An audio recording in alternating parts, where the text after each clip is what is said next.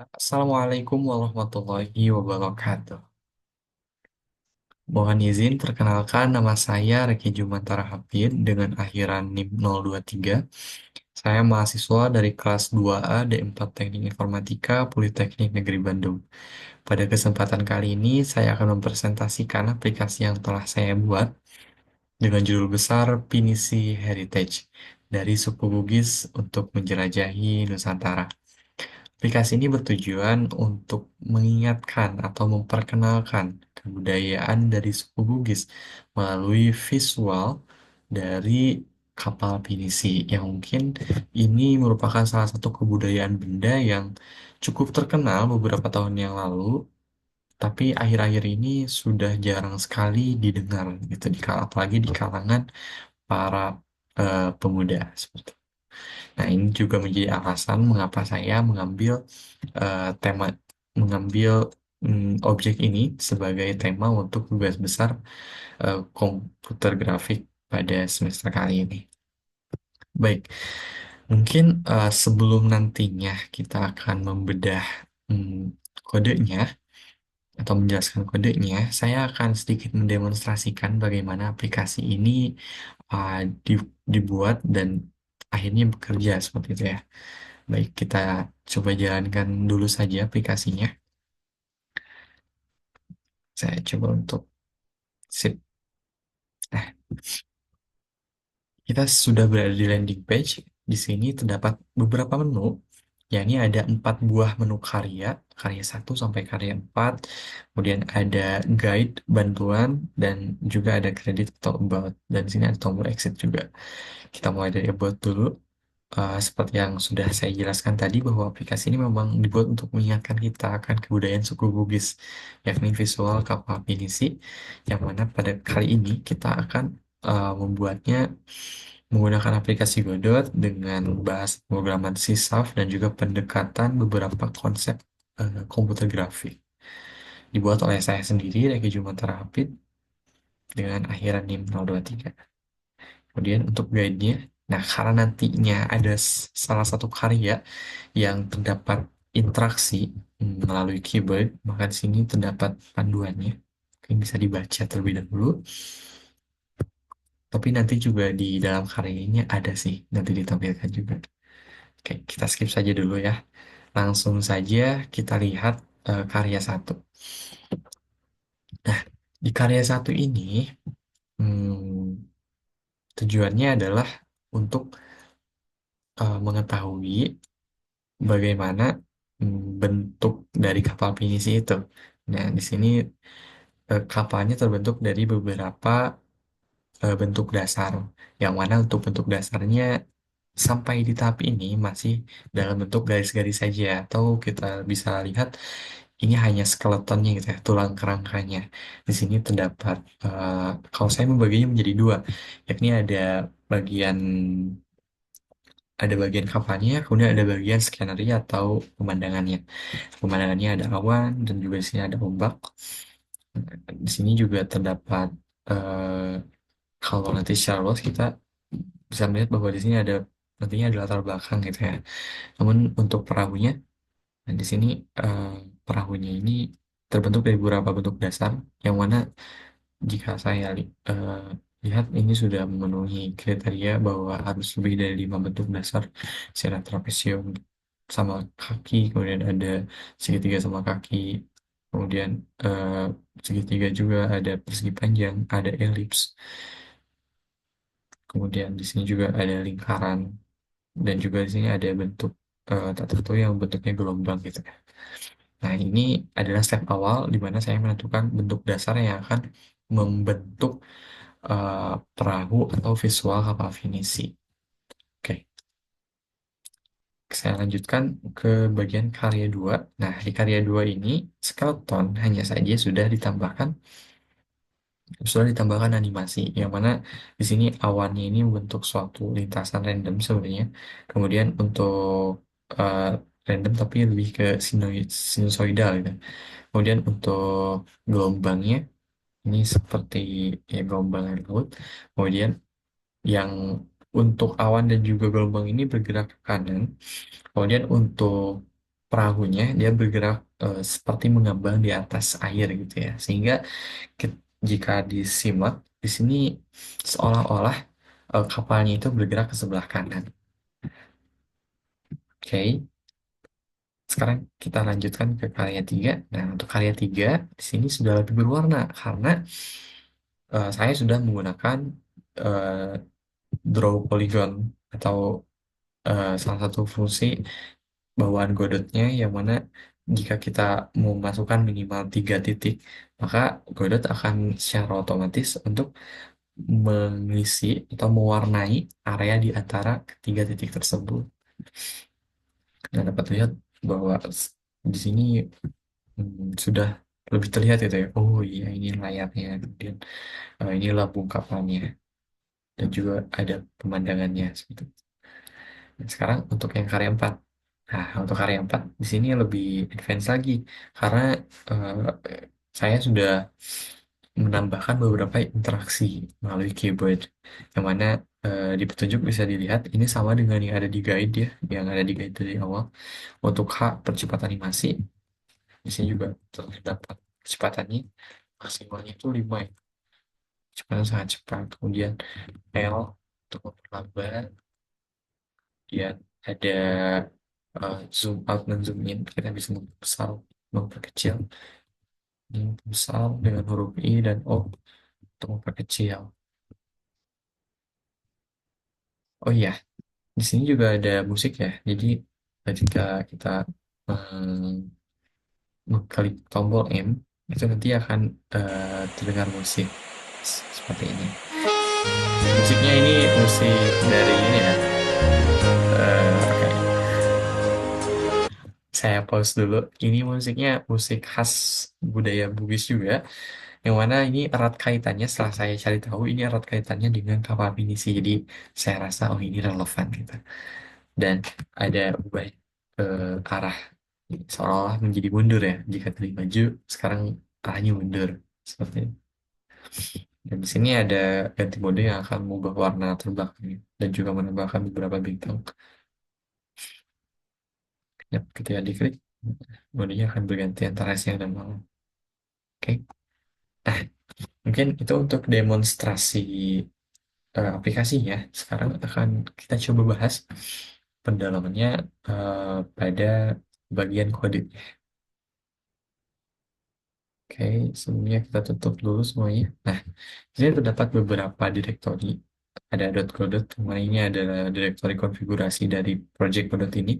Kemudian ada aset yang saya gunakan untuk menyimpan aset yang digunakan pada proyek kali ini, dimulai dari fonts, kemudian gambar untuk UI, dan juga musik. Selanjutnya adalah scenes, yang mana ini scenes Godotnya. Ada 4 karya dan juga beberapa scene lainnya, scene pendukungnya. Kemudian di sini ada main karakter kita, yakni skripnya ya.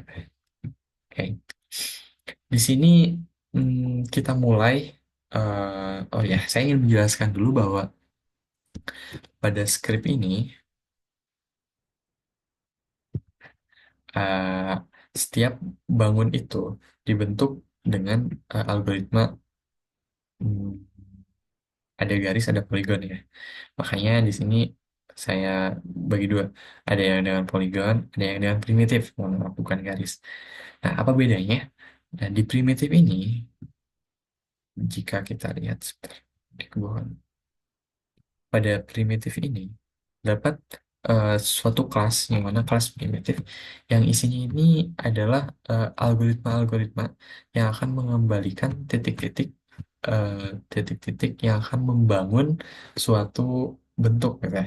Misalkan nih, ini ada persegi ya. Nah, ini akan mengubah, akan apa ya, istilahnya itu bukan mengubah sih. Maksudnya menyesuaikan lah, menyesuaikan titik-titik parameter masukannya ini nanti akan diolah sehingga sedemikian rupa akan menghasilkan titik-titik yang nantinya akan membentuk bentuk dasar ini. Misalkan persegi ini ada titik X dan titik Y dan ukurannya berapa sehingga nanti diolah dan hasilnya akan mengembalikan titik-titik ini yang nantinya titik-titik ini akan digunakan untuk membangun suatu bentuk dasar seperti itu. Di sini ada persegi, persegi panjang, segitiga, siku-siku. Nah, bedanya dengan poligon, langsung saja, bedanya dengan poligon adalah kalau di poligon, kita tidak membutuhkan eh, titik garis ya. Kita tidak memerlukan garis. Ini kalau di yang primitif tadi, ini kan ada, kita sangat bergantung pada algoritma pembentuk garis. Tuh, di sini digunakannya line Bresenham, karena memang lebih efisien kan. Nah, kalau di sini, karena tadi aturannya minimal 3 kan, jadi ya sudah, kita menerima input, kemudian kita olah, tidak perlu dengan tidak perlu mengetahui banyak titiknya. Jadi hanya dengan titik-titik tertentu yang menjadi pembatas, itu kita bisa langsung kembalikan saja titik-titiknya. Untuk nantinya akan di-fill seperti itu. Nah, di sini juga ada transformasi, ada metode-metode untuk transformasi. Kemudian lanjut saja ke bagian scenes ya, atau ya deh, scenes. Di sini buat untuk karya satu dulu. Nah, untuk karya satu ini karena kita eh, fokusnya ke outline, itu menggunakan bentuk dasar atau primitif yang memang benar-benar primitif, bukan poligon gitu. Sehingga kita membuat instance dari bentuk dasar dan juga transformasi karena dibutuhkan transformasi untuk beberapa bagian. Misalkan seperti layar kan, karena layar itu posisinya miring, maka kita perlu di rotate terlebih dahulu menggunakan transformasi nantinya. Di sini ini kalau dijelaskan secara mendetail sekali, pastinya akan membutuhkan banyak waktu ya. Mungkin saya singkat saja. Di sini intinya nanti kita akan mendraw, akan menggambar gambar perahu dan juga gambar pemandangannya. Dimana gambar perahu ini terdiri dari gambar dasar perahu, dari yaitu lambung, gambar lambungnya, tiangnya, ujung layar, dan gambar layarnya. Kemudian kalau pemandangan itu terdiri dari matahari, awan, dan ombak. Nah, ini seperti ini. Ini salah satu contohnya saja misalnya di lambung utama. Dan kita memanggil metode untuk membentuk trapesium sama kaki.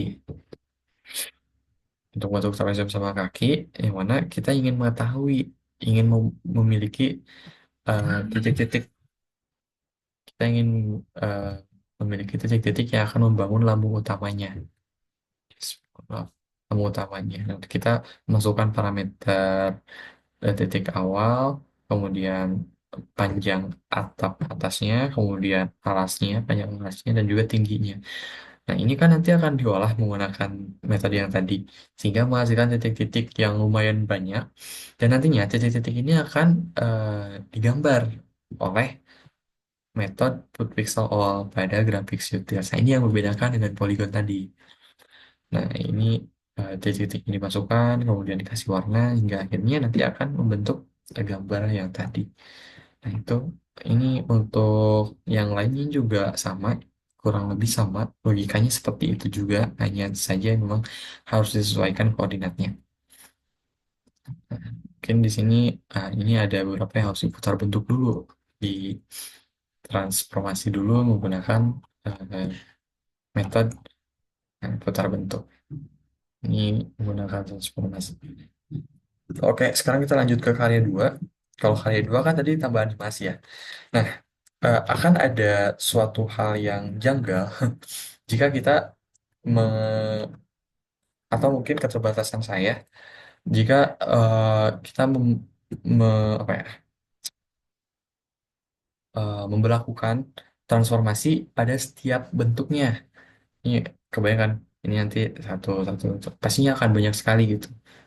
Nah, saya berpikir kenapa enggak, karena ini satu kesatuan sebagai satu perahu, ya sudah, ininya disimpan saja sebagai node gitu. Nah, jadi nanti yang akan dikenai transformasinya itu satu node. Jadi dia akan naik turunnya itu satu node secara keseluruhan, tidak per bagian bentuk dasar itu. Nah, untuk yang pemandangan juga sama. Jadi saya apa ya, membagi ini menjadi dua node. Yang pertama, node pertama ini adalah yang perahunya, dan yang kedua, node kedua itu adalah pemandangannya. Sehingga jika dilihat bentuknya, sebentar, ini dikembalikan. Jika di kodenya, ini nanti akan ada dua ini di bagian motif sini. Di sini ada perahu.cs dan juga ada pemandangan.cs. Nah, perahu.cs ini dengan logikanya sama yang tadi, kita akan menggambar perahunya. Nah, di sini akan menggambar perahunya. Kemudian yang pemandangan juga kita akan menggambar perahunya. Lalu di mana animasinya? Nah, animasinya di sini cukup diproses saja. Setelah saya cari, saya setelah saya utak-atik ya, kita menggunakan proses ini, yang mana ini akan bergantung pada delta-nya, sehingga nanti geraknya itu kalau yang perahu dia bergeraknya ke atas ke bawah karena di sini ada frekuensi dan amplitudo. Ini menggunakan perhitungan matematis berdasarkan referensi yang saya dapatkan seperti ini. Kemudian untuk pemandangan, nah pemandangan ini eh, lumayan ribet juga, terutama di bagian ombaknya itu kan perhitungan matematisnya harus lumayan kompleks sih di bagian ini. Oke, nah, mungkin untuk logika pembagiannya seperti itu. Kemudian selanjutnya adalah di bagian karya 3. Nah, untuk karya 3.cs ini kurang lebih sama, hanya saja kita menggunakan poligon. Nah, di sini ya, yang ini ada perahu poligon dan juga ada pemandangan poligon. Nah, sebenarnya eh, lebih mudah poligon dibandingkan dengan yang primitif atau output pixel wall karena ya kita cuma perlu tahu beberapa ini ya kan, cuma perlu tahu beberapa titik dan juga sudah ada fungsi bawaannya, kita tinggal dikasih titik-titiknya, tinggal memberi titik-titiknya dan juga warnanya, maka nanti akan otomatis diisi itu warnanya seperti itu. Ini gambar elips ini, kemudian ini putar bentuk. Nah, untuk transformasinya pun sebenarnya jika kita sudah mengetahui titik-titik, nah ini tidak dibutuhkan lagi. Tapi ya sebagai syarat saja mungkin ya, jadi tetap digunakan gitu. Karena kita hanya mengetahui titik pada bentuk normalnya sebelum ditransformasi. Untuk pemandangannya logikanya masih sama sih, seperti yang tadi. Jadi gerak pemandangan. Oh, satu. Oke. Selanjutnya adalah yang karya 4. Nah, yang karya 4 ini lumayan memakan waktu banyak ya, terutama untuk menambahkan interaksi-interaksi karena eh, interaksi-interaksi itu hmm, banyak hal baru lah yang saya, oh ternyata ada seperti itu ya, misalkan ada musik, kemudian ada toggle, kemudian kita bisa menambahkan speednya, seperti itu. Untuk ini, untuk awal-awal eh, kita siapkan dulu semuanya, kita buat intensnya, kemudian seperti biasa kita masukkan sebagai child. Di node tadi itu dimasukkan sebagai child dari karya 4. Nah, di sini ada eh, untuk musiknya. Nah, kemudian di sini ada handle input, yang mana eh, semua ini, tidak semuanya. Ada beberapa yang saya buatkan kelas terpisah ya, kan untuk input handler ini untuk menghandle inputnya, kemudian ada music player manager untuk mengelola musik, kemudian ada pengatur animasi. Nah, ini pengatur animasi ini untuk menyesuaikan kecepatan dan juga skala dari setiap node. Setiap node itu pemandangan atau perahu. Nah, ini dikelolanya lewat lewat kelas ini. Seperti itu. Itu yang karya 4. Ini kurang lebih mungkin seperti itu untuk pembuatan kodenya.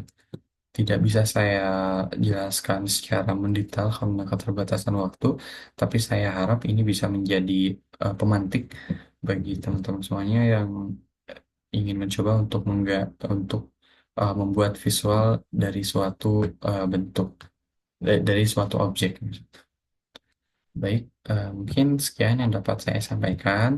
Saya berterima kasih terkhusus kepada dosen-dosen pembimbing dosen-dosen pengajar yang telah memberikan ilmunya, memberikan pendampingannya sehingga bisa menuntun saya sampai bisa membuat aplikasi semacam ini. Besar harapannya ilmunya bisa bermanfaat dan juga bisa menjadi awal dari perjalanan komputer grafik selanjutnya, terusus untuk tiga dimensi yang akan dipelajari setelah ETS ini. Sekali lagi, terima kasih. Mohon maaf apabila masih terdapat banyak kekurangan. Saya Reki Jumantara, Habib pamit undur diri. Wassalamualaikum warahmatullahi wabarakatuh.